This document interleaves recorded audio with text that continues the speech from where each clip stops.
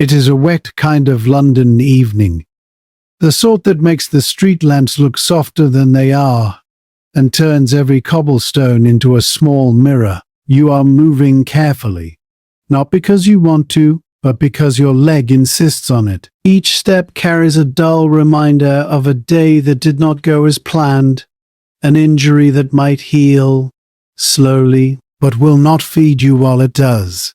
The city hush is never truly silent. Even here, you can hear distant wheels, a far-off call, the faint metallic clink of something being unloaded along the river. Wind pushes under your collar. Rain gathers at the edge of your hat and drips at its own patient pace. Ahead of you is a building that does not look like comfort. It looks like an order, like a place where warmth is measured and help is given with a rule attached. And still, it is dry inside. And tonight, dry. So you take one more careful step forward, and you let the workhouse door fill your view. Before we go any farther, take a moment to get comfortable. If you can, settle your shoulders. Let your jaw loosen. Let your hands rest in a way that feels easy. If you're listening in bed, you can let the weight of the day sink down into the mattress, little by little. This is a calm history story told gently. There won't be loud surprises, no sudden rush, just a slow walk through a real place in the past, with soft edges on the telling. It is a wet kind of London evening, the sort that makes the street lamps look softer than they are, and turns every cobblestone into a small mirror. You are moving carefully, not because you want to, but because your leg insists on it. Each step carries a dull reminder of a day that did not go as planned, an injury that might heal slowly but will not feed you while it does. The city hush is never truly silent. Even here you can hear distant wheels, a far-off call, the faint metallic clink of something being unloaded along the river. Wind pushes under your collar. Rain gathers at the edge of your hat and drips at its own patient pace. Ahead of you is a building that does not look like comfort. It looks like an order, like a place where warmth is measured and help is given, and still, it is dry inside. And tonight, dry matter. So you take one more careful step forward, and you let the workhouse door fill your view. Before we go any farther, take a moment to get comfortable. If you can, settle your shoulders, let your jaw loosen. Let your hands rest in a way that feels easy. If you're listening in bed, you can let the weight of the day sink down into the mattress, little by little. This is a calm history story, told gently. There won't be loud surprises. No sudden rush, just a slow walk through a real place in the past, with soft edges on the telling. Tonight, you are an adult man in 1840s London, a laborer. Someone used to use his body for work, carrying, lifting, hauling and building, and now because of a simple injury, because of a bad step, or a slip, or a strain, the world has become narrower. In Victorian Britain, the line between man managing and man desperate could be thin, not always because of laziness. Often because the work was irregular, the wages were tight, and there were few cushions for bad luck. The workhouse was part of the system that grew after the poor law changes of the 1830s. Historians generally describe it as both a form of relief and a form of deterrence, designed to provide basic survival, but not comfort, that might tempt people away from paid labor outside. But you don't have to hold all of that in your mind at once. For now, you can just follow the soundscape. Rain on stone, a distant city hush, wind threading through a street. Somewhere behind a wall, the faint crackle of a fire is real, ordinary and comforting in its small way. And when you're ready, you can step with me toward that heavy door. Slowly, quietly. If you enjoy a calm history like these stories you can learn from while you rest, then you're welcome to like the video and subscribe, only if it genuinely helps you. And if you feel like it, you can leave a comment telling me where you're listening from and what time it is there. Some people listen in the early hours, some at midday. It's always interesting to see where these quiet stories land. Now, let's begin. You stand close to the wall to keep out of the rain. The brick holds a little warmth, just enough to be noticeable through damp cloth. Above you, the building rises with that institutional confidence Victorians like to give their public structures. Solid, plain, purposeful, a place meant to last longer than the people who pass through it. Your leg aches in that steady, domestic way injuries do. Not dramatic, not theatrical, just persistent. The kind of pain that makes you bargain with the next few You glance down at your boots. There is mud on the leather, and the seam at the toe is starting to give. You've been meaning to fix it. There's always something you've been meaning to fix. A gust comes down the street, and you feel the wind find every gap in your clothing. You pull your coat tighter and you think, briefly, of the places you tried first. A mate's room that was already crowded, a lodging house that wanted payment, a public house that would have offered warmth, but not a bed, and not for long. And so you have come here, to a place you've heard about in half phrases and warnings. You've heard men say, better the street than the house, with a pride they can afford because they haven't yet needed to choose. You've heard others say, quietly, it kept me alive, as though confessing to something shameful. It wasn't like the movies. There is no grand scene, no single villain, just a door and a few rules, and your own tired body. You shift your weight, a few other figures linger nearby, people with the same careful posture, people trying not to look desperate even. The building is built for knowing. A bell rings somewhere within, not the bright sound of a church bell, but a practical metal call, as if to say, now. Move. The door opens a fraction, and an official shape appears. Someone with a clipboard or ledger tucked close. The door does not swing wide in welcome. It opens in assessment. You step forward, keeping your movements controlled. You don't want to look like trouble. You don't want to look like weakness either. The weakness is hard to hide when it lives in your gait. The man looks at you, then at the others, then back again. His face is not cruel. It's tired. He has probably asked the same questions 100 times, and he will ask them again. Name, he says. You give it. There is a pause while it's written down. Ink scratches. Paper resists. Trade? Laborer, you say? General labor? Dock when there's dock work. Building when there's building. Whatever needs hands. His eyes flick to your leg. He doesn't ask, not yet. But you can feel him taking note. Where have you been lodging? You tell the truth as carefully as you can. Not everything.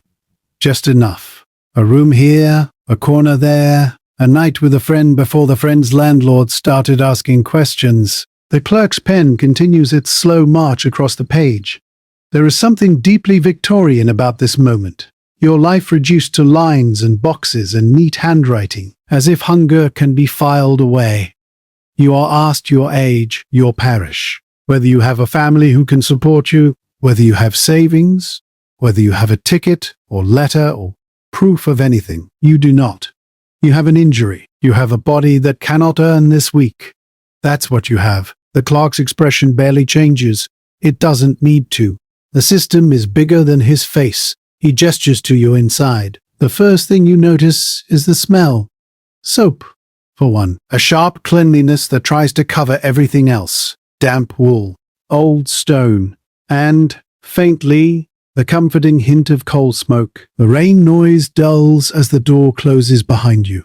The city becomes muffled, like a blanket thrown over sound. You can still sense it, but it isn't pressing directly against your ears. You find yourself in a corridor with worn floors.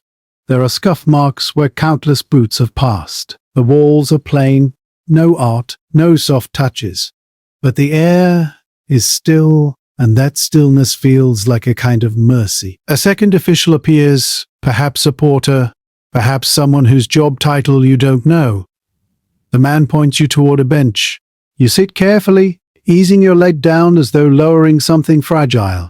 On the wall, there are rules posted. You can make out the spirit of them even if you don't read every line. Obedience, silence, schedule, food, work, bed, and the conditions attached. There's a moment sitting there where your mind tries to wander into panic.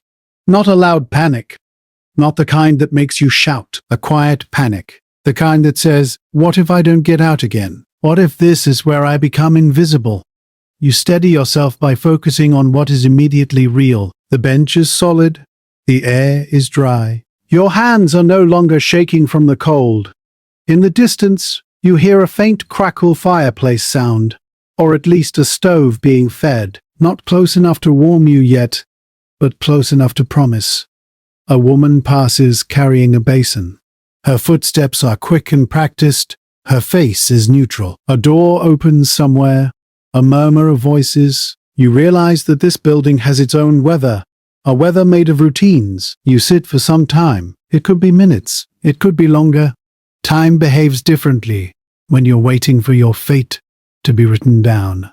Finally, your name is called. You rise, and you keep your expression calm. You don't want to look difficult. You follow the official into a smaller room.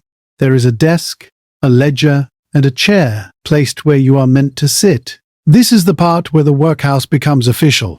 You are asked again, name, age. Your answers must match. The system likes consistency. Then you are asked about your injury. You explain it plainly. A misstep, a heavy load, a twist, a pain that sharpened until you couldn't ignore it. You didn't go to a doctor. You couldn't pay. You hoped rest would do what rest sometimes does. The official listens. He doesn't pity you, exactly. He evaluates you. In the logic of the time, the workhouse is not it is a test. Historians often describe it as designed to make relief less attractive than the poorest paid work outside, not necessarily because officials were monsters, but because the policy was built around fear. Fear of idleness, fear of dependency, fear of costs rising without limit. But you are not here as a policy. You are here as a person with an aching leg and wet sleeves. You are told the rules of admission. You will be cleaned. You will be issued clothing. You will be assigned a place. You will follow the schedule. You will not come and go as you please. You will not keep certain personal items. You will not be housed with women. If you had a family, you would likely be separated. The words are delivered in a measured tone, as if reciting a familiar. There is a strange relief in being told what happens next. The uncertainty is reduced to steps. You sign or make your mark, depending on your literacy. The ink looks very dark on the page, and then, quietly, your day inside the workhouse begins. You are led back into the corridor. The building's sounds settle around you again, shoes on stone, a distant door latch. The soft hush of a place that wants you to remember you are being watched. And yet, there is also the smallest comfort. You are inside. You are not trying to sleep under an eave while rain finds your neck. You are not bargaining with a landlord who won't take promises. You are here, not safe exactly, but sheltered. The workhouse has a way of making simple things feel formal. Even walking down a corridor becomes an instruction. Keep to. A basin sits ready. A stack of coarse towels. A bucket that smells faintly of disinfectant. Sharp, medicinal, and unmistakably Victorian in its confidence. There is a small pause, and then you are told to remove your outer clothing. You do it slowly, because of your leg, and because modesty doesn't vanish just because you're poor. You fold what you can. You keep your movements careful. Your coat is heavier than you realized, saturated with rain. When you lift it, water drips to the floor. A clerk takes note of, not in a sentimental way, in a cataloging way. This, that, the other. It is not a robbery. It is a policy. Your clothes may be stored. They may be cleaned. They may be fumigated. It depends on the house, the funds, the staff, and the anxieties of disease that linger in crowded cities. Victorian London is full of worry about contagion, and in places where many bodies share air, cleanliness becomes both care and control. You are told to wash. The water is cool at first, then it warms a little.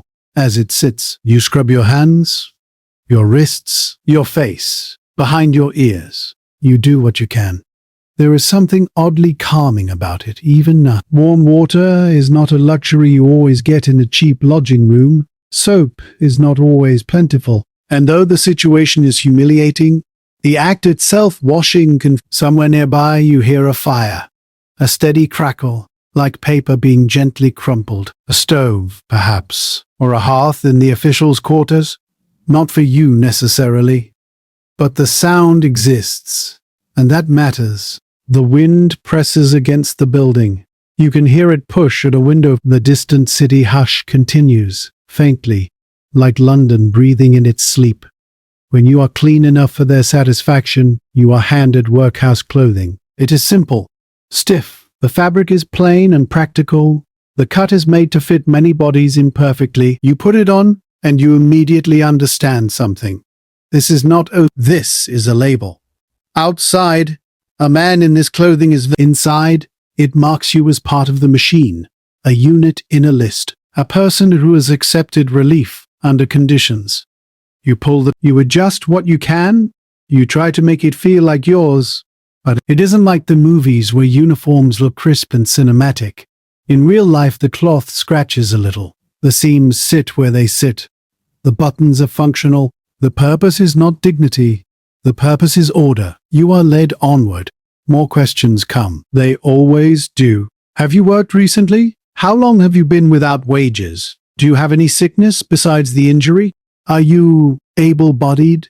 In the old phrase, able to work if you were well? Are you considered deserving in the harsh moral language of the era? These are not questions you are meant to debate.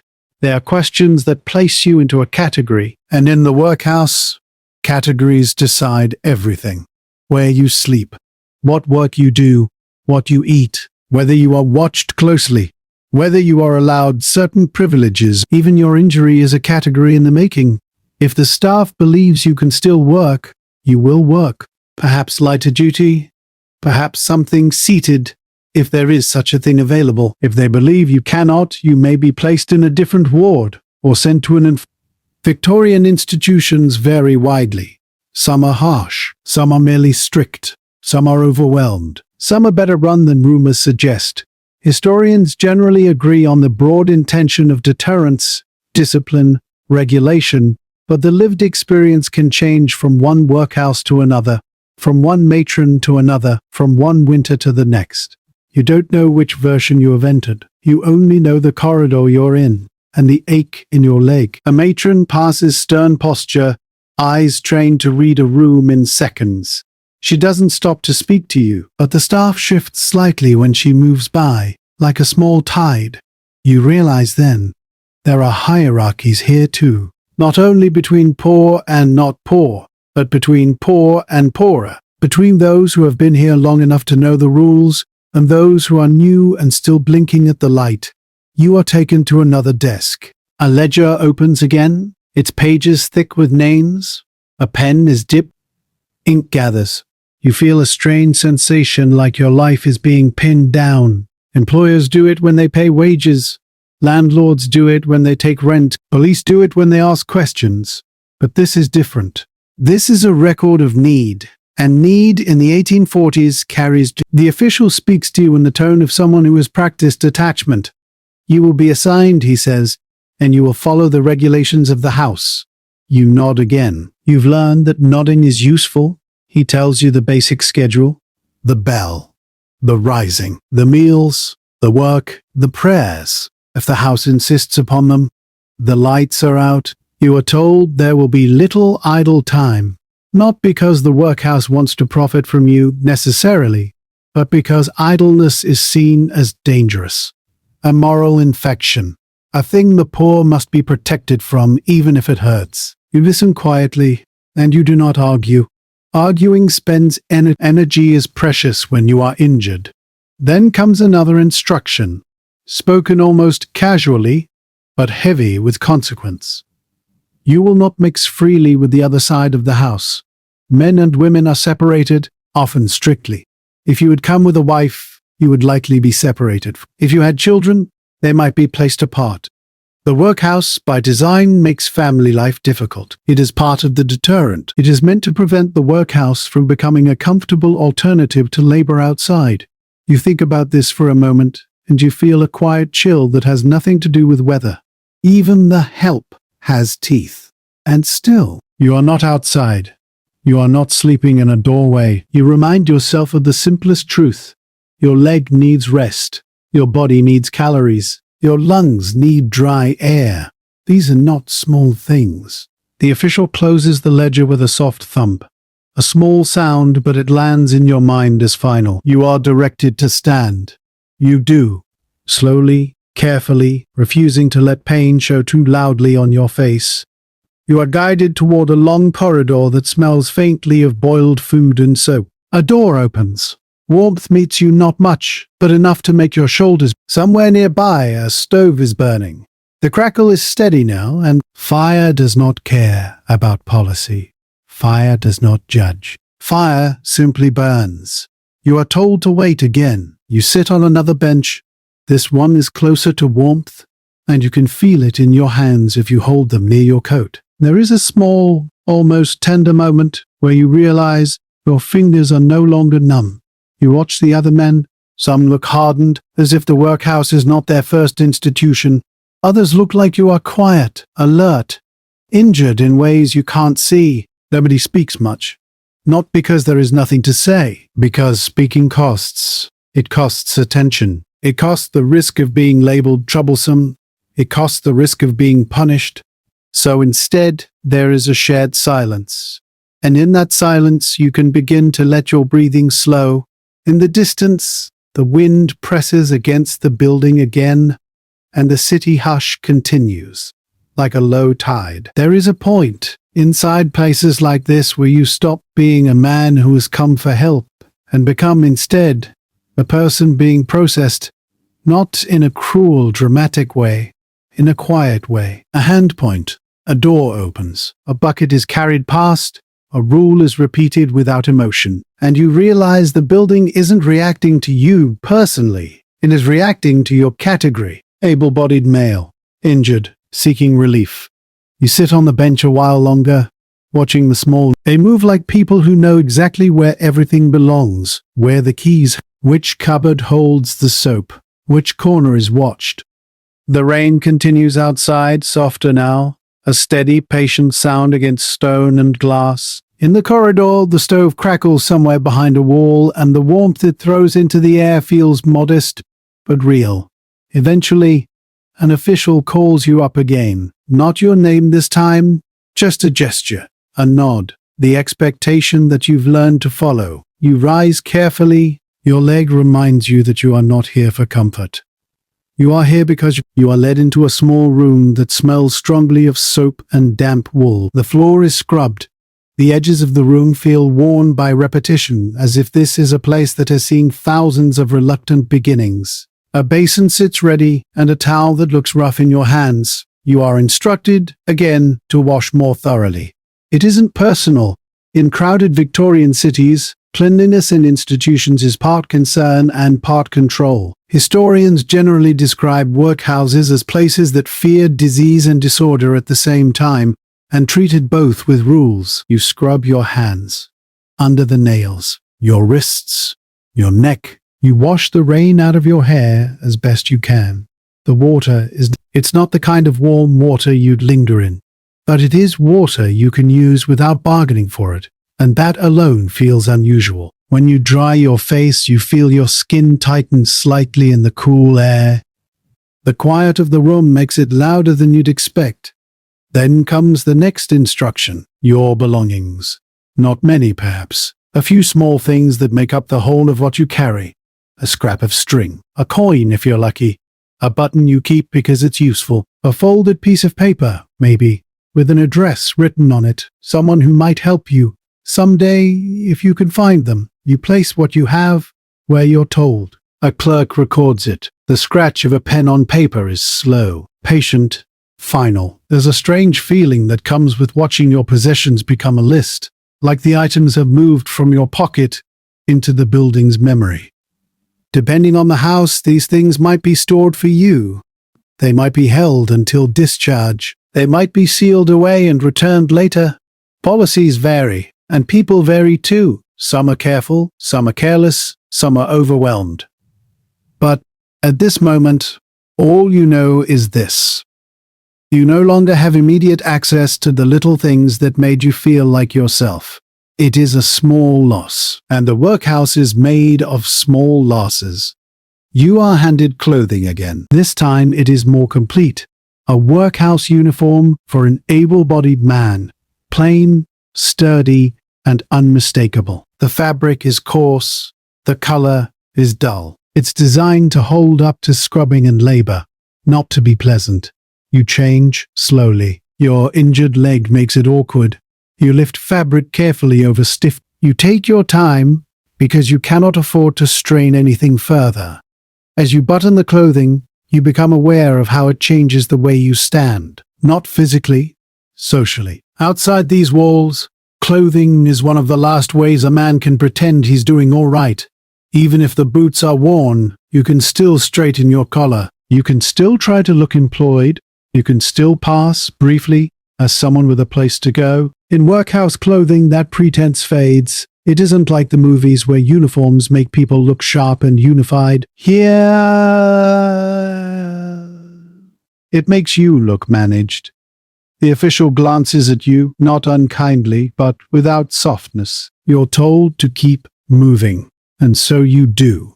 You follow down another corridor. The air feels warmer here, and the building's interior holds heat better than the open street. Even the stone seems less hostile when it has been warmed by many bodies and a steady stove. You pass a doorway where you hear a low murmur, men speaking in short sentences, then stopping. A rule posted nearby suggests silence. You keep your eyes forward. There is another small ritual inspection of a kind. Not always harsh, not always humiliating, depending on the staff, but it is the moment when the institution decides whether you are clean enough, healthy enough, fit enough. Your injury is noted again. You are asked if you can stand, if you can walk, if you can work at all. You answer honestly, because a lie won't last. You can work, you say, just not heavy hauling for now. Not until your leg improves. The official's eyes narrow slightly in thought, as if looking through you toward a list of tasks. There is a kind of weary logic here. Workhouses were often under pressure from local budgets, pressure from the number of applicants, pressure from public opinion. Even the people who ran them were sometimes caught between what the law demanded and what human need presented. And you feel that pressure in the way you are handled, not cruelly, efficiently. You are led to a small corner where your name is called again, checked against the ledger. You are assigned a ward, able-bodied men, unless the injury worsens. A number, perhaps. A bed, later. A place to sit, for now. You're told where to go, and you go. On the way, you catch sight of yourself in a dull patch of glass or metal. Just a quick reflection. Your face looks paler than you remember. Your eyes look older, and the uniform makes you look like someone whose choices have narrowed. It is not but there is also something oddly calming about the clarity of it. You don't have to pretend here. You don't have to keep up appearances. You only have to follow the rules. Endure the routine and, quietly, let your body heal enough to earn again. You reach a larger room with benches. It is not cozy in a home but it is dry, warmed by the distant fire and lit enough to move safely. The rain is a muted presence now. The wind presses against the building and you hear it through the window frame, like a slow exhale. Somewhere far beyond the walls, London continues. Wagons. Footsteps. The faint city hush. A bell rings again. Not loud, just firm. Men stand, almost in unison. You stand with them a fraction slower because of your leg. You realize that the workhouse has taught you something already. Not how to live, how to move without drawing attention, how to hold your expression neutral, how to become one of many. And as you wait for the next instruction, you let your mind drift into a gentler question, one that doesn't raise your heart rate. What would you miss most if you stayed here a while? Not the big things, not the dramatic things, the small ones. Choosing when to eat, choosing when to walk outside, choosing when to speak. Your body shifts on the bench, and you find a position that makes your leg hurt a little less. You listen to the soft crackle of the fire again, and you hold onto it like a thread. The first thing you learn about a workhouse is that it is not one place. It is many places, stacked and divided. A building carved into categories, and each category comes with a different set of. You are guided along a corridor that splits like a fork.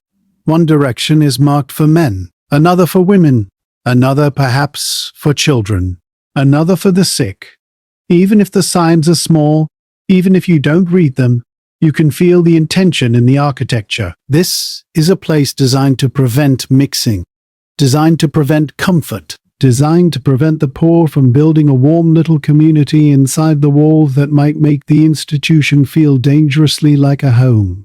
You walk slowly, mindful of your leg. The floor is hard under your boots, the sound of your steps is clear, and you notice yourself trying to step more quietly, as if the building prefers quiet feet. In Victorian policy, the workhouse was often meant to be a test. Historians describe the workhouse test as a way of ensuring that only those truly in need would accept the conditions. And one of the conditions was separation between men and women. If you had come with family, this would be the part that lands hardest. The moment you realize that relief costs more than dignity, it costs closeness. Tonight, you came alone. And still, the separation matters because it shows you what kind of place this is. A staff member points you to a door and tells you to go inside. You enter a room where several men sit quietly. Some are older, some are younger, with faces that still look surprised by hardship. A few carry injuries of their own, bandaged hands, stiff backs, the guarded posture of someone whose body has been overused. No one is lounging, no one looks comfortable, even sitting looks temporary, supervised, conditional. You find the warmth is slightly better here, as if the stove's influence reaches this room more easily.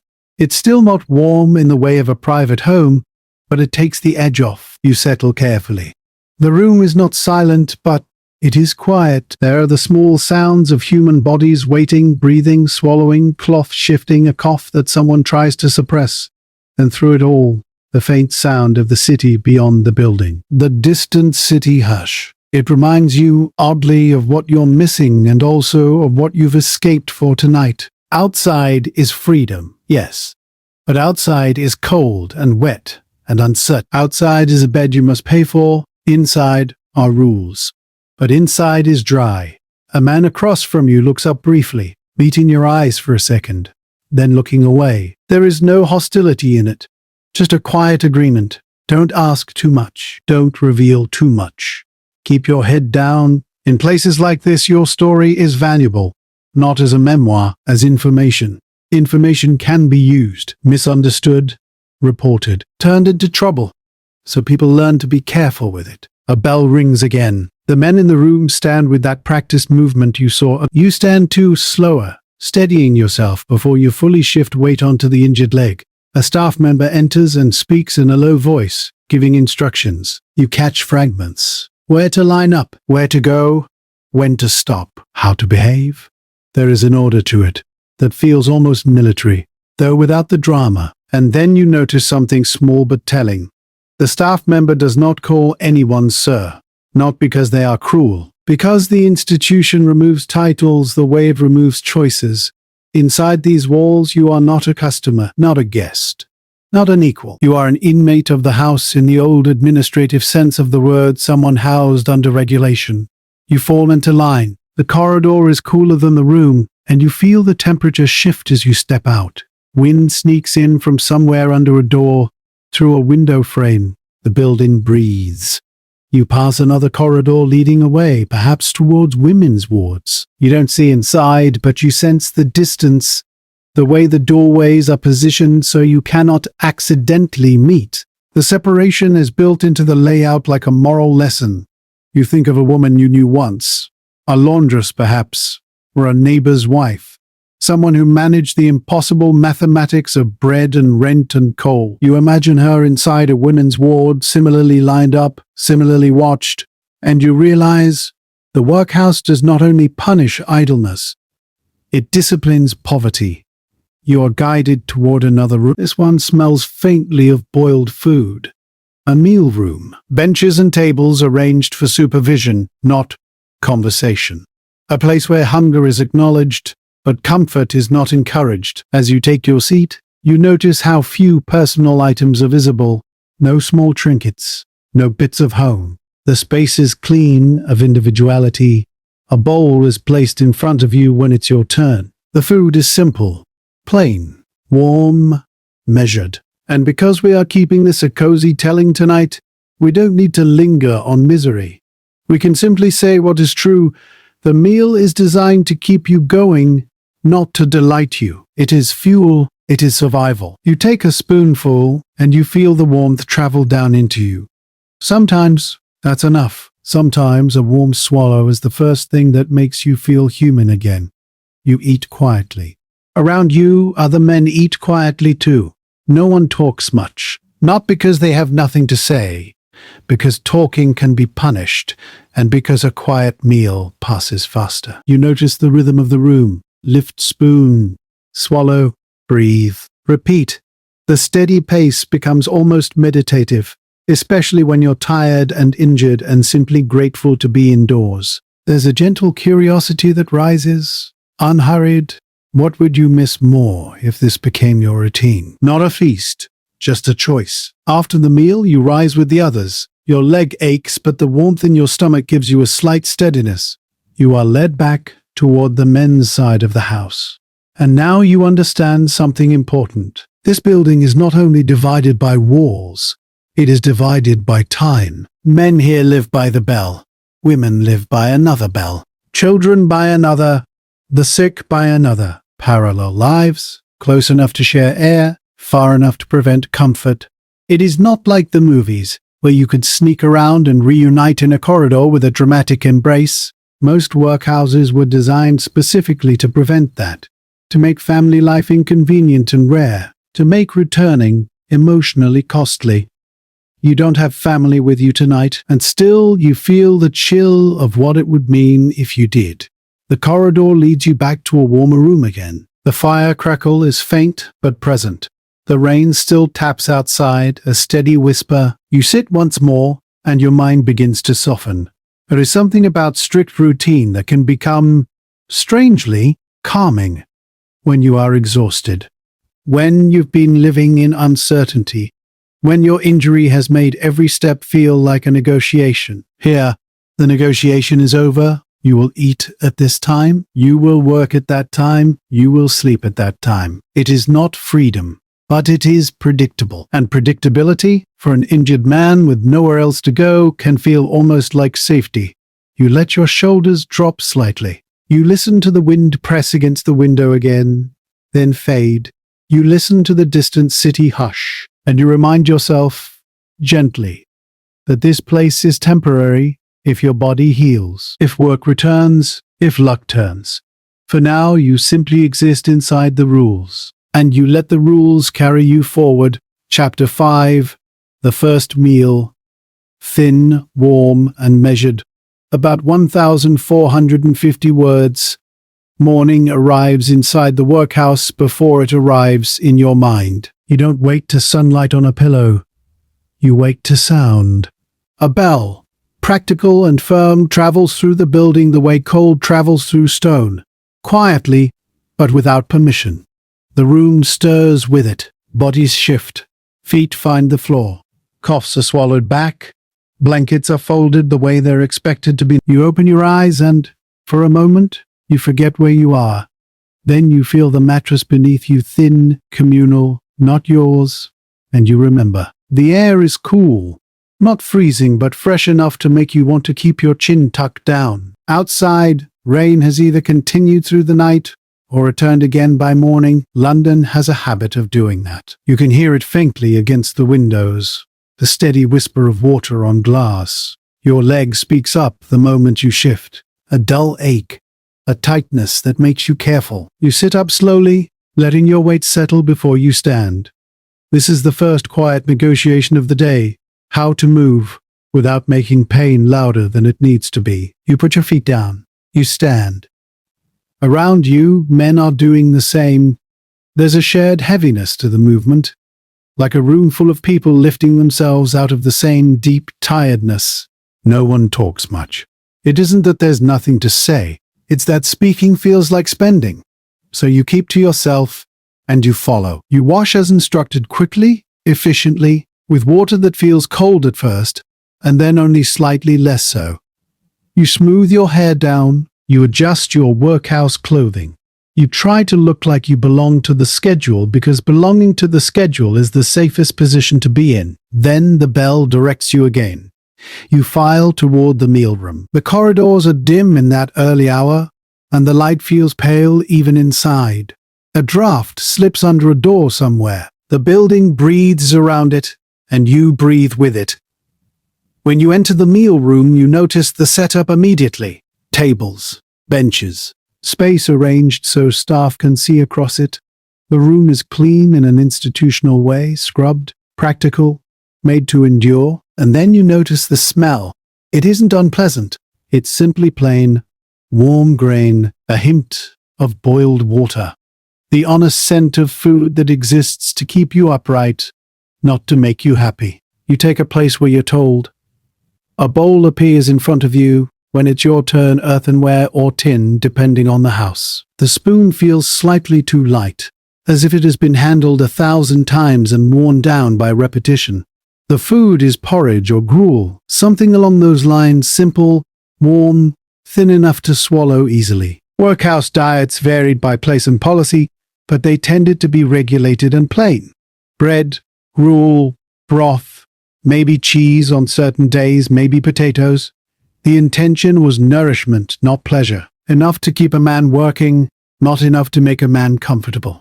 You lift. Steam is faint, but present. That matters. You taste the first mouthful. It's not rich. It's not flavorful. It doesn't bloom in the mouth the way a stew does after a long day's work. But it is warm. And warmth is a kind of comfort even when nothing else. You swallow, and you feel it travel down into you. It lands in your stomach like a small stone of heat. You take another spoonful, and another. Around you, men eat quiet. The rhythm becomes steady. Lift. Sip. Swallow. Breathe. No one lingers. No one drifts into conversation. Meals in places like this are often supervised and timed, and even without someone staring directly at you, you can feel the expectation in the air. Eat, finish, move on. There is a calmness to the routine if you allow it. It's not cozy like a kitchen table at home, but it is predictable. It is structured. It is the same for everyone. And that sameness can feel oddly soothing when your life outside has been made of improvisation. Your injury makes you notice the small things more. The way a bench presses against the back of your legs. The way your foot wants to angle slightly to avoid strain. The way you're careful not to twist when you stand. And so, without meaning to, not slow enough to draw attention, just slow enough to be gentle with yourself. As you eat, you watch one of the staff members move through the room. Not harsh, not looming, simply present. A reminder that this is not a place you fully relax. Still, there are little pockets of human softness if you look for them. A staff member adjusts a bowl that's been placed too close to the edge. Someone slides a piece of bread toward a man whose hands are trembling with age. No one makes a show of it. It happens quietly, almost invisibly. It isn't like the movies where cruelty is constant and dramatic. Real institutions are more complicated. The structure can be harsh, the intention can be deterrent, but inside the structure are individual people. Some stern, some kind, most tired, many simply trying to do their jobs. You finish your bowl. When you set the spoon down, the sound it makes is small, but you hear it clearly. A soft clink, a little punctuation mark at the end of your first workhouse breakfast. You wipe your mouth with the back of your hand, then remember yourself and use the towel you were given earlier, or at least try to look tidy. Then you wait. Waiting is another meal the workhouse serves regularly. You sit, breathing slowly, listening to the room settle. The rain continues its faint tapping outside.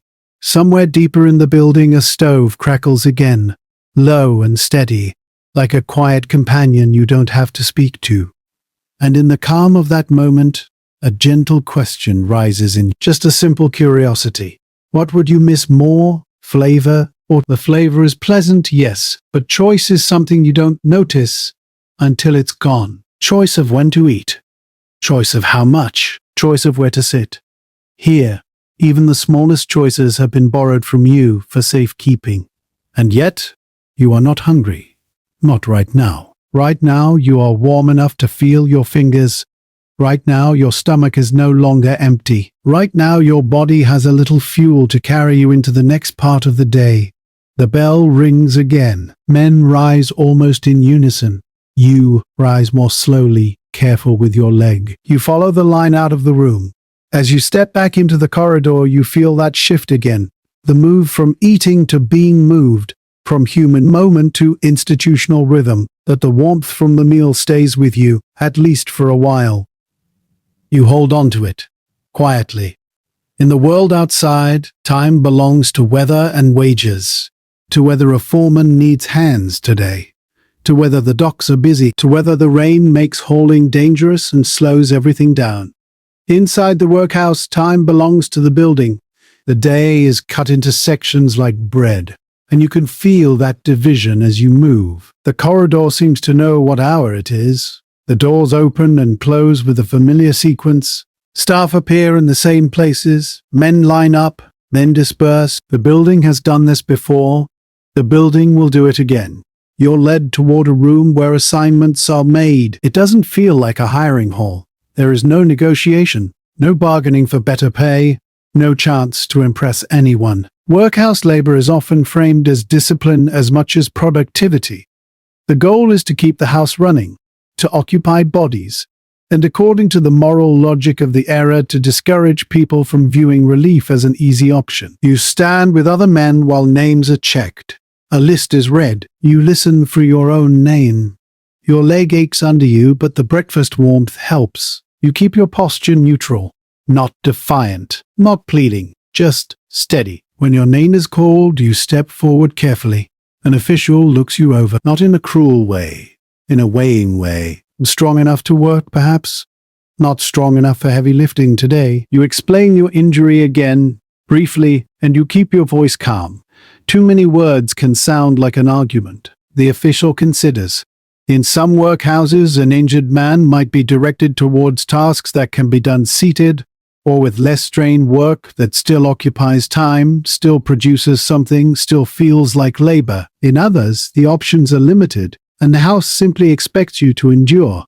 But you're fortunate, in a small way, because pain has made you careful, and careful men often last longer in rigid systems. You are assigned a task that keeps you indoors. Not hauling stones, not heavy yard work, something smaller, something repetitive. You follow the staff member down another corridor, and as you walk, you begin to learn the true shape of the day. The workhouse runs on movement, from the sleeping room to the washing area, from the washing area to the meal room, from the meal room to the workroom, back again. Like water being poured into different containers, you notice how the building manages sound. Footsteps echo, but not too loudly. Voices are subdued. Even the doors close with a certain controlled finality, firm but not slammed. And you, without realizing it, begin to move the same way, quietly. Your injured leg makes you slower than some, but you're not the only one.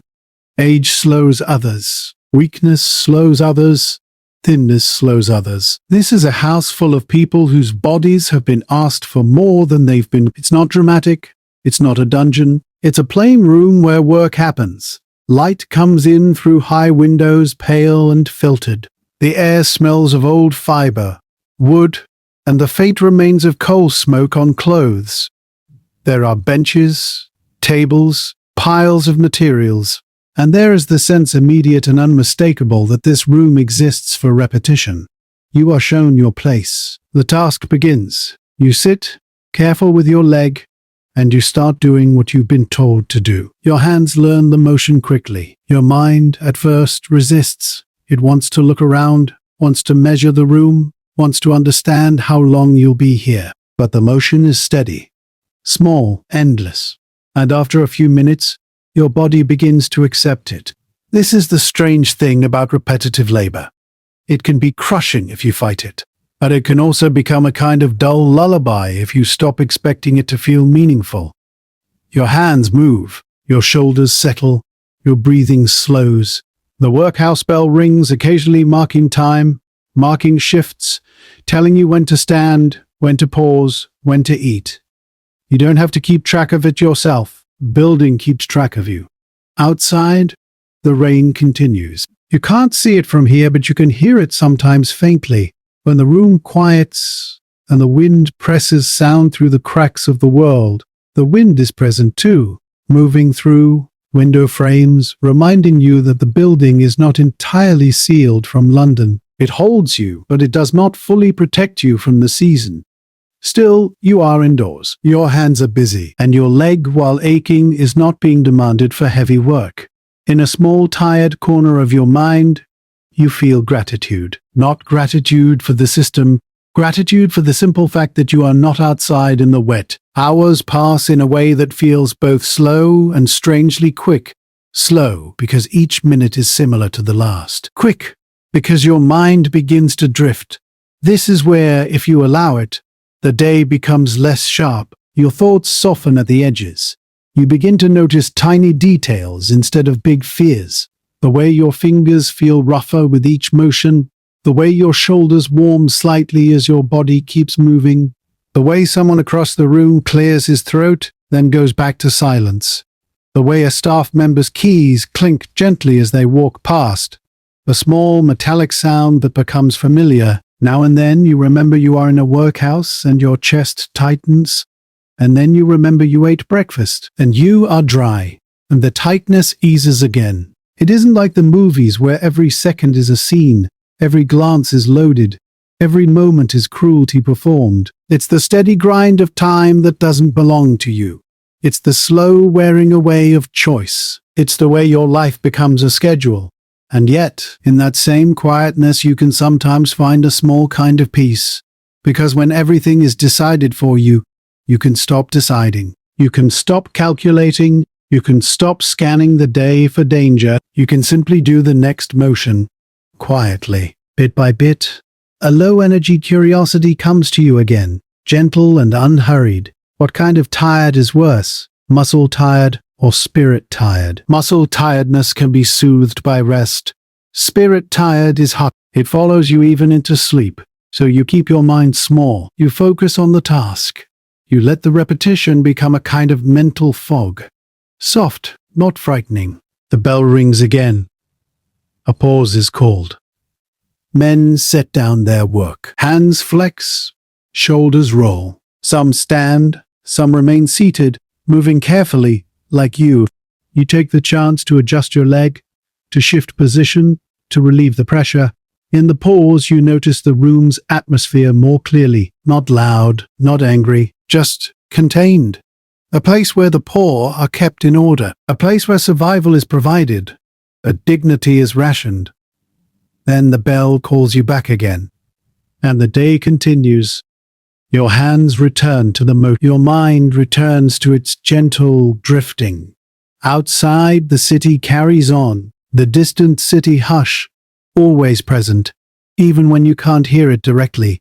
Somewhere, there are men working for wages right now, loading carts, carrying timber. You would be with them if your legs were well. You would be earning pennies and spending them quickly. You would be free and tired and proud here, but you are not starving, and your leg has a chance, slowly, to mend. That's what you tell yourself anyway. That's how you make the day bearable. By the time the next bell comes, the one that signals another change, you realize you've learned something important, not about history, about endurance. Endurance isn't always heroic. Sometimes it's just showing up to the next minute. Sometimes it's just keeping your face neutral. Sometimes it's letting your mind drift so your heart doesn't race. You let your shoulders drop a fraction, and you prepare to follow the next instruction wherever it leads. The task they give you is not dramatic. It is not a battlefield. It is not a factory floor roaring with machines. It is a bench, a pile, a rhythm. In front of you sits a length of old rope, thick, grimy and stiff with tar and salt. It smells like ships and docks, like rain-soaked timber, like the river. Faintly, even oakum. Old rope teased apart into fibers used for sealing seams, especially in shipbuilding and maintenance. Workhouses often used it as a labor task because it was simple to teach. easy to supervise, and endlessly repetitive. It wasn't like the movies, where work always has a visible result you can point to proudly. Here, the result is a small pile of loose fiber that looks like nothing until someone collects it. You are shown how to do it. Your fingers pinch a strand, you pull, the rope resists, then yields reluctantly. The tar clings slightly, your fingertips darken. The smell stays with you. The motion is not difficult, exactly, but it is stubborn, and that's part of the point. You work quietly. Around you, other men work quietly too. Some are faster, others are slower, their fingers stiff, their eyes distant. Your injured leg appreciates the seated work. Sitting, however, comes with its own discomfort. The hard bench, the way your back begins to ache, the way your hips want to shift after a while. Still, it is better than hauling weight, better than standing for hours. You settle into the movement. Pinch, pull, separate, gather. Your hands become busy. Your mind begins to drift. The rain continues outside, a soft tapping that you only notice when the room falls into a deeper quiet. The wind presses into the building now and then, threading through some unseen gap in the window frame, reminding you that London is always there, even when you are contained from it. Somewhere deeper in the house, a stove crackles, not just steady, a small sound of heat being maintained. You begin to feel the day become manageable, not easy, manageable. The rope scratches at your fingers. The tar is stubborn. You can feel it under your nails. If you rub your thumb against your fingertips, there's a faint gritty resistance, like the world has left a thin film on you. There is a certain Victorian practicality to this. In the 19th century, so many people lived close to materials: coal dust, soot, rope, wool, wet cloth, wood shavings. The clean, bright world is for people with servants. For laborers, the world gets under your skin. You work slowly, quietly. A staff member passes, keys clink softly at their waist, an unhurried metallic sound that becomes part of the room's rhythm. The staff member glances at your hands, at your pile, at your posture. Not unkindly, simply checking. You keep moving. A man near you clears his throat, then goes back to silence. Another shifts on his bench, the wood creaking faintly. The workroom has its own weather too. Warm where bodies gather, cool where drafts pass, dry in some corners, damp in others. A lived-in atmosphere shaped by repetition. After a while, your fingers begin to ache. Not sharply, just the slow ache of small muscles doing the same motion again and again. You flex your hand once, quickly, then return to work. The workhouse day does not welcome long pauses. If you stop too often, you draw attention. Attention leads to questions. Questions lead to judgment. So you become efficient in a quiet way. You learn to rest while moving, to keep your face neutral, to let your mind drift so the minutes feel softer. You begin to understand why people sometimes call this kind of labor mind-numbing. But for sleep, mind-numbing can be almost soothing. The mind, tired of worry, slips into the easier channel. It follows the simple motion and leaves the bigger fears alone. You find yourself thinking about ordinary things. A loaf of bread you once ate warm, fresh from an oven, tearing it open with your hands. The smell of wet wool in a cramped room. The sound of cartwheels and the idea of being able to lie down whenever you want, instead of when a bell tells you. You blink. You return to the rope. Pinch, pull, separate, gather. A bell rings somewhere else in the building, marking another portion of time. It's not for you to interpret. You simply feel it as a shift in the air. A pause comes, short and controlled. You set your work down and flex your fingers again, slow this time. Careful not to look like you're complaining. Your injured leg wants adjustment. You shift your foot slightly. You roll your ankle. You breathe out. The room breathes too. The rain whispers outside. The distant city hush continues beyond the walls. London living its larger life while your life here has become smaller. Then the work begins again. If oakum is the work, repetition is the rule. And you start to understand the deeper intention of it. Not just keeping you busy, not just producing useful fiber, but teaching you, quietly, that time here is not yours. That relief is earned through submission to routine, that the poor are managed through schedules. It's a heavy thought, but you let it pass through you gently, like wind through a crack. You do not hold it tightly. Holding it tightly would make it sharp. You are here to rest your mind as much as your body, so you return to smaller, your fingers, the rope, the faint warmth in the room, the steady crackle of the stove somewhere nearby like a faraway fireplace you can't quite reach. Occasionally, another kind of work is visible. A few men are sent out to a different area, stone breaking perhaps, or yard tasks. You hear the scrape of a tool, the heavier sound of labor. You're glad, quietly, not to be out there today with your leg. Stone breaking and similar tasks existed in many places, and they carry their own harsh rhythm. The workhouse often chose work that felt like discipline as much as it felt like employment. But you remain at the bench, you remain with your rope, and your hands keep moving. A low-energy curiosity floats up again like a feather. How long could you repeat one small notion before your mind goes somewhere else entirely? Not as a challenge, as an observation, because you can already feel it happening. Your thoughts soften, they drift, they return, they drift again. Somewhere within that drifting, you notice something kind. The injury in your leg is not being provoked by heavy strain. You are not making it worse. This is perhaps what the workhouse offers in its own strange way. A controlled environment where you can't chase work you aren't ready for, where you can't gamble your healing on desperation. It's not compassionate by design, but it can still produce a small mercy. By the time the next bell signals another change, perhaps a movement toward a meal, perhaps a shift in tasks, you have a small pile of teased rope in front of you. It is not impressive. It is not art, but it exists because you endured the minutes.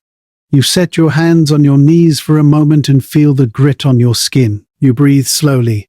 You let your shoulders drop. And you prepare to stand carefully when you're told. There is a particular kind of tension that lives in orderly places. Not a quieter one. The tension of being observed. Of knowing that every small choice, where you stand, when you speak, how quickly you move, can be interpreted as obedience or defiance. In the workhouse, rules are not just posted on walls. They are carried in the air. You feel them in the way people lower their voices automatically. In this way, men look forward instead of around. In this way, a line forms quickly when someone says, "this way." You discover the rules the way you discover weather, not all at once, gradually. A draft here, a chill there, a pattern that repeats until you stop noticing it as separate and begin to live inside it. Some rules are obvious. Be on time. Keep to your assigned area. Do your work. Don't argue with staff. Other rules are less obvious, and you learn them by watching. Don't laugh loudly. Don't complain where anyone can hear. Don't move too slowly, but also don't rush like you're hiding something. Don't stare. Don't take up too much space. And perhaps the most important unstated rule, don't give anyone a reason to think you're difficult. Because difficult is expensive. It can cost you a meal, a warmer spot in a room, a small privilege you didn't realize mattered until it was taken. Workhouses varied, and their staff varied. Some places were stricter than others. Some were punished harshly. Some were mainly rigid and bureaucratic. The details could change from one institution to another, from one master to another, and from one season to another. But the atmosphere of control, the feeling that your day belongs to someone else, was a common thread. You feel it now as you move through the corridor after your work period. You walk carefully, mindful of your leg, and you practice looking just compliant. A staff member stands near a doorway, watching the flow of bodies like a shepherd watches sheep. Keys at their side, clipboard or ledger nearby, a face trained to notice deviations. You pass without incident. You keep your gaze neutral. You keep your pace steady. You do not draw attention. And because your life is smaller right now, you begin to notice the small consequences more clearly. A man a few steps ahead mutters something under his breath. Too loud, perhaps, or said at the wrong moment. A staff member turns their head. The man straightens immediately, as if his spine has learned this reflex before. Nothing happens, not dramatically, but the air shifts. A warning without words. The man becomes quiet. Everyone becomes quieter. It's not like the movies, where punishments arrive as theatrical scenes. Most of the time it's subtler than that. A look. A note made in a ledger. A change in how closely you're watched. And later, if it escalates, a destiny, reduced rations. A loss of a small comfort. Confinement for a time, in a room that feels too still. None of it requires shouting to be effective. It is the quiet power of the institution. It can make your life harder without needing to raise its voice. You keep that in mind as you navigate the day. Your injury makes you vulnerable in a different way, not because you are weak, but because you have less margin for error. If you are punished with extra work that requires standing, your leg will suffer. If you are punished with reduced food, your healing will slow, so you have to be careful. You make your compliance a craft. When told to line up, you line up promptly. When told to be silent, you are silent. When told to move, you move. Not quickly, just on cue, quietly, bit by bit. And in the spaces where you have a choice, you choose the softest option. You speak only when necessary. You keep your hands busy. You let your mind drift away from conflict. There is a bell again, and you follow it. The day continues in segments. Work, movement, meal, work again. At times, the rules feel almost parental. Not kind, just controlling. As if the system assumes the poor must be managed like children, guided and corrected. This idea was common in Victorian moral thinking, that poverty was partly a failure of character, not just circumstance. That strict discipline could improve the poor. Historians generally argue that the poor law system after 1834 was shaped by these beliefs: fear of dependency, suspicion of idleness, and the attempt to make relief undesirable. You feel the result of those beliefs in the tightness of the schedule. But since we're keeping this cozy, we don't have to let that thought burn too hot. We can let it be present without letting it spike your heartbeat. You return to the simplest, most calming reality. Your body is inside. Your stomach is not empty. Your leg has a chance to mend. Outside, the rain continues. Inside, the stove crackles. You hold on to those things like anchors. At one point, you see a man who seems new, newer than you were yesterday. He stands wrong in line. Not wrong morally, wrong socially. He turns his head too much, looking around as if searching for someone. His hands fidget at his sleeves. He looks like a man who still believes he can negotiate the moment. A staff member speaks to him, briefly. A correction, a direction. The man nods too quickly, embarrassed. You understand him. You were him. The first days are the hardest because you haven't yet learned how to become small. This is a strange lesson, but it's real.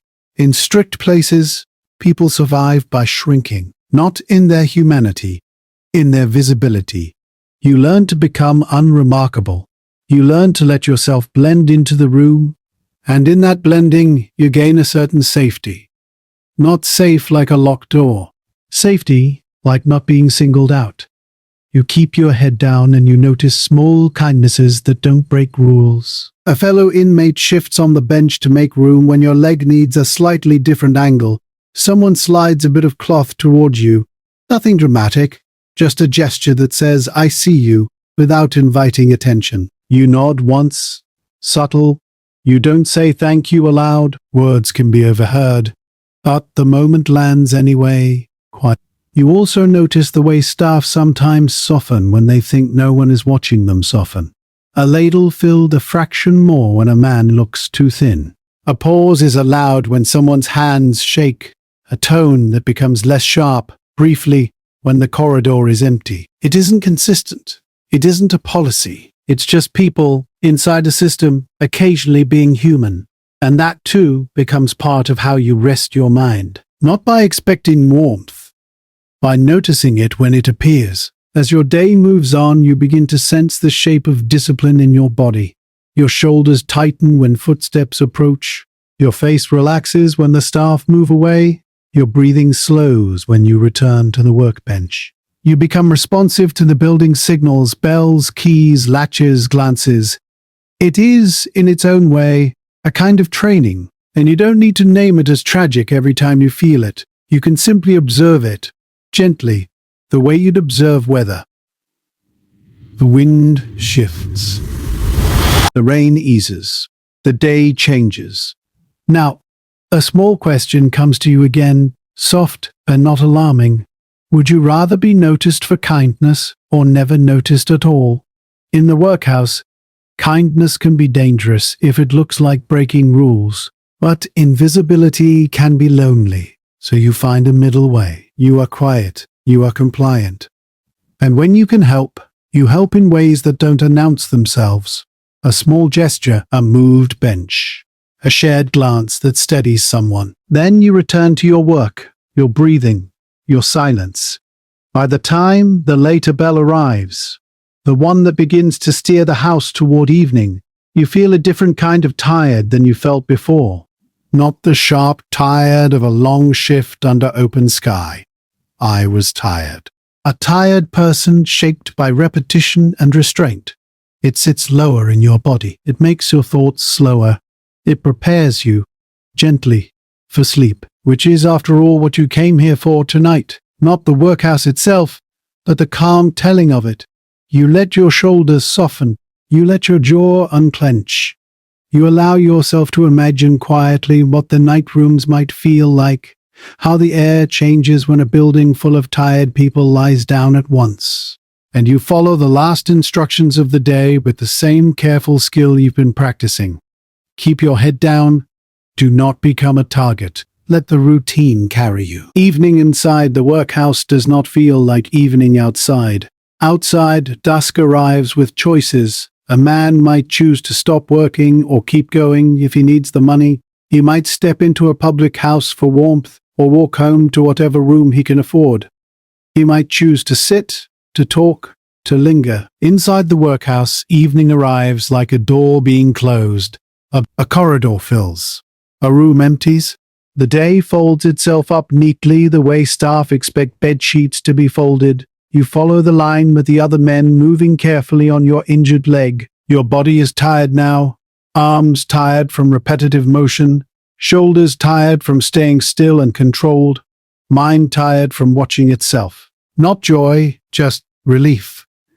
Because tiredness makes things simpler. It narrows your focus to what matters. Warmth, rest, stillness.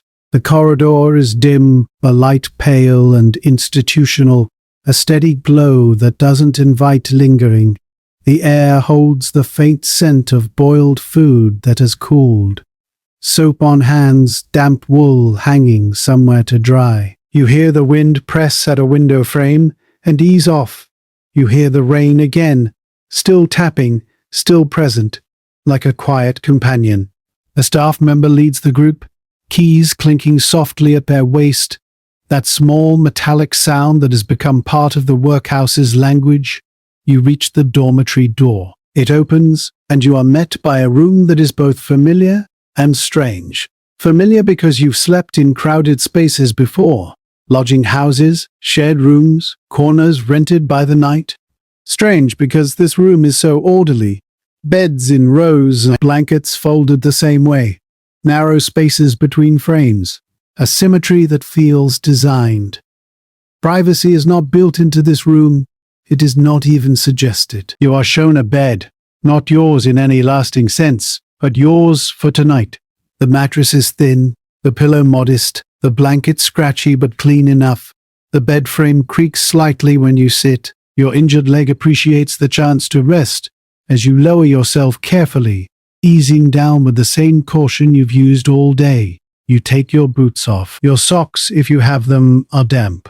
Your feet ache in that ordinary way feet ache after a long day of being asked to carry you. You rub one ankle gently, roll your toes, and breathe. Around you, other men do the same. The room fills with small human rituals. A man folding his shirt precisely, another smoothing a blanket as if it matters, another sitting still with hands on knees, staring at nothing in particular.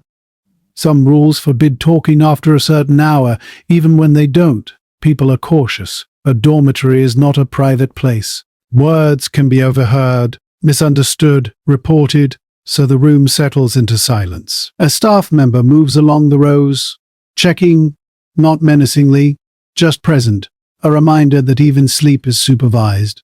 Lights are lowered or lamps dimmed, depending on the house, and the room changes. Shadows stretch and edges soften. Sound becomes more noticeable. You hear wood creak as someone shifts on a bed, a cough, and then another, a sigh that sounds like someone letting go of the day, at last. The city hush filters in faintly through the walls. London never truly stops, but it does quiet. Wagon wheels pass less frequently, voices fade, and the rain becomes more obvious in the absence of other noise. You lie down, the first position isn't quite right, so you adjust. Your injured leg wants a certain angle. You bend it slightly, then straighten it, tucking the blanket around it as if warmth could persuade pain to soften. You settle your head on the pillow. There is a strange intimacy to a room full of sleepers. Not personal intimacy, but a shared human presence. Dozens of people breathe the same air, each carrying a private history, each trying to rest in a place that does not belong to them. Some men fall asleep quickly, their bodies used to exhaustion. Others, you, with your injury and your mind still awake, hover between. You listen. A man near the far wall murmurs, perhaps dreaming. Another shifts, the bed frame creaking softly. Someone clears their throat. In the distance, a stove crackles faintly. If not in this room, then somewhere close enough for the sound to travel. A small reminder that warmth is being maintained, even if it's rationed. A gentle, sleepy question rises. Could you fall asleep if your dreams had no door to close? Privacy is thin here. Even in sleep, you are part of a room. But the body, when tired, adapts. You let your eyes close and your breath slow, focusing on the softest sounds.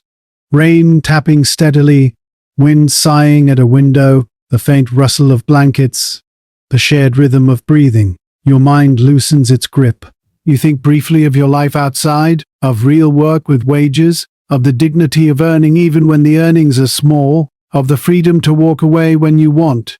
Then you think of your leg and remember why you're here. If you had tried to work through the injury, you might have worsened it and ended up unable to work at all. Here, at least, you have rest. Not a luxurious rest, but the simplest kind. You are lying down, you are dry, you are fed, and your body can begin to repair itself. This is the closest thing to cozy the workhouse offers.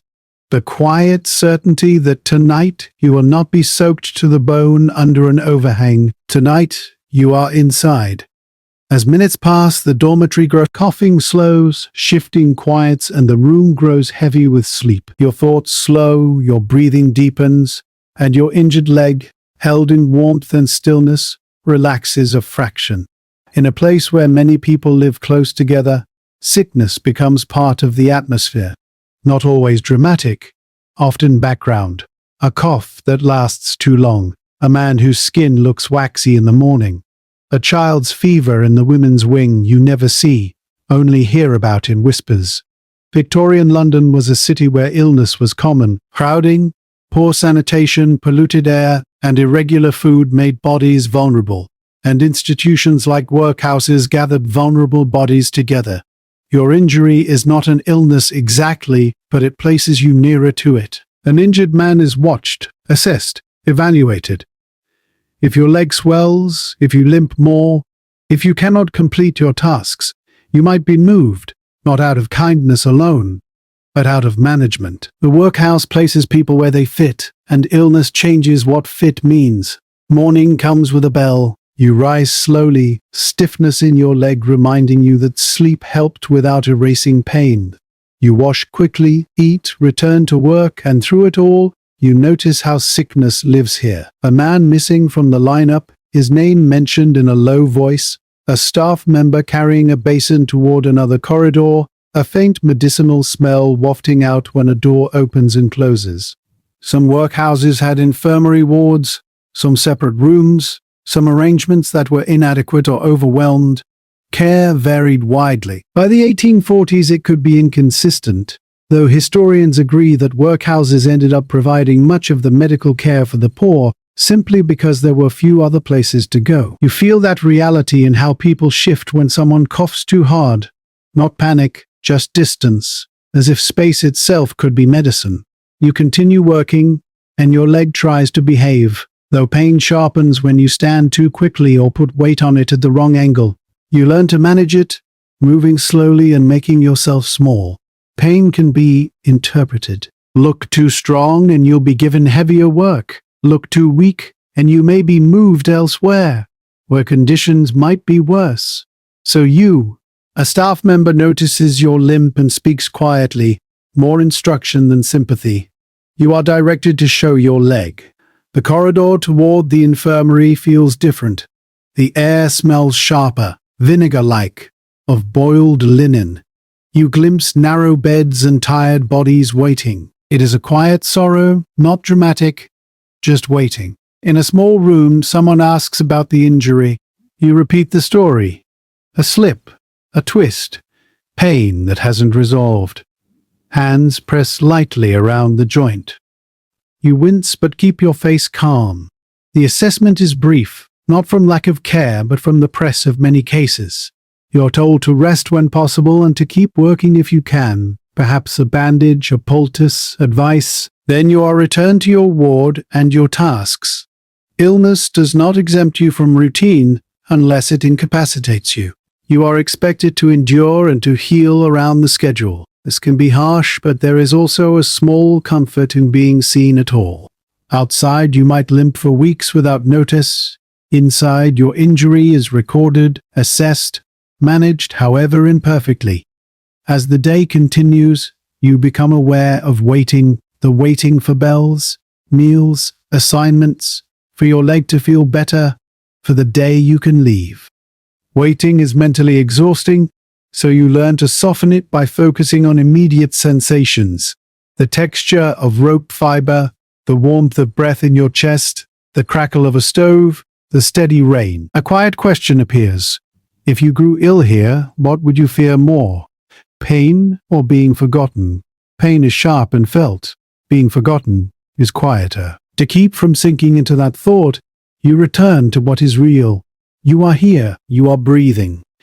You are fed. Your leg is spared heavy hauling. For now, you will sleep again tonight, and sleep will give your body another chance. As evening approaches, routine gathers you again. You notice your leg is not healed, but slightly less angry than yesterday. That fraction matters. It suggests time is working, bit by bit. Survival here is not heroic. It is made of small continuations. Another day endured, another meal eaten, another inch of healing. You lie down again, breathing fills the dormitory, rain continues outside, and you rest inside the routine. There are sounds in the workhouse you almost never hear. Laughter, for example, not because it doesn't exist, but because it is kept behind doors, sorted into corridors, contained like everything else. You become aware of this when you are moved briefly through a passage near the children's side. You are not meant to linger, but you hear small voices, a shuffle of feet, repetition like a class reciting letters or numbers. It is strange to hear children in a building designed to discourage comfort. Your first thought is simple. They sound alive, not like symbols, just children. That complicates the place beyond it. Children were often kept apart from adults and parents, partly to prevent dependence, and partly from a belief they could be shaped, taught, trained, made orderly and employable. In Victorian thinking, employable meant safe. You think of your own childhood only briefly. A room, a street, the smell of bread and damp, and return to your bench and your rope. Your leg aches but cooperates. The children's voices stay with you, because they speak to how the workhouse carries time forward. Men pass through, children may remain longer, shaped by routine and then sent into approved arrangements. Lives are shaped by necessity, not dramatic turns. Later, small details point again to the children's world. A stack of plain garments, slates or books carried down a corridor. You imagine the classroom rows, repetition, boredom and hunger mixed with a strange sense of safety that routine can provide. You do not romanticize it. You let it be what it is. The workhouse is not one experience. For you, it keeps you alive while you heal enough to earn again. For a child, it is separation and instruction, loss and structure. Neither is comforting. Both are real. As days go by, your leg improves in increments. You can stand longer, move with less fear. With improvement comes expectation. Staff watch more closely. Questions carry meaning. Are you ready to go? You think again of children practically. Growing up to the bell might offer stability while weakening the inner voice that says, I choose. You realize you've practiced something similar here. Moving without choice, accepting schedule as weather. That is the quiet danger, not loud cruelty, but learning to shrink. You want to leave. You want to work and own your minutes again, even if wages are small. So you treat healing like a plan. You move carefully, avoid trouble, and when you pass the corridor with children's voices, you listen long enough to remember that life goes on, even inside buildings made of rules. Leaving the workhouse is not dramatic. It is procedural. You feel it coming as your leg steadies and the building seems to sense it too. An official notes calmly that you are mending and your category changes. You are asked practical questions about prospects and places to go. Relief is temporary, meant to end when you are usable again. You answer carefully, offering intention rather than promises. The workhouse is not built to give you a new life, only to return you to functionality. Still, functionality is survival. You are told what happens next. Your own clothing is returned from storage, smelling faintly of fumigation. A clerk finds your name in the ledger and produces your things. Seeing your coat again is strange. It looks smaller, more worn, but it is yours. You put it on and feel less labeled. The rules for leaving are brief. The building does not wish you luck. It releases you. That is exactly what you want. Outside, London waits in grey dampness. Wagon wheels, distant calls, wet stone underfoot. Freedom is a quiet breath. You test your leg. It holds. You walk carefully toward places where work might be found, carrying rest and a little food inside you. That matters. There is also the ledger. The knowledge that your name was written down. Records can cling. You let the thought sit quietly like a stone in your pocket. Many men return, not from love, but from instability. The workhouse waits as a stern fallback. You keep your focus small. The air, the sounds, the coal smoke, steadiness returns. You can work again. As warmth spills from doorways, you feel a simple longing for earned comforts. Someday. For now, you walk on, carrying the workhouse like the weather you survived. As rain taps beyond the glass, you let the day soften. The workhouse becomes a distant outline, a place you pass through because your body needed time. If you hold anything from this story, hold it lightly. The bell, the scrape of work, the hush of a dormitory, the warmth of a plain meal. People endured, often quietly, bit by bit. Wherever you are listening from, let your shoulders drop and your breath slow.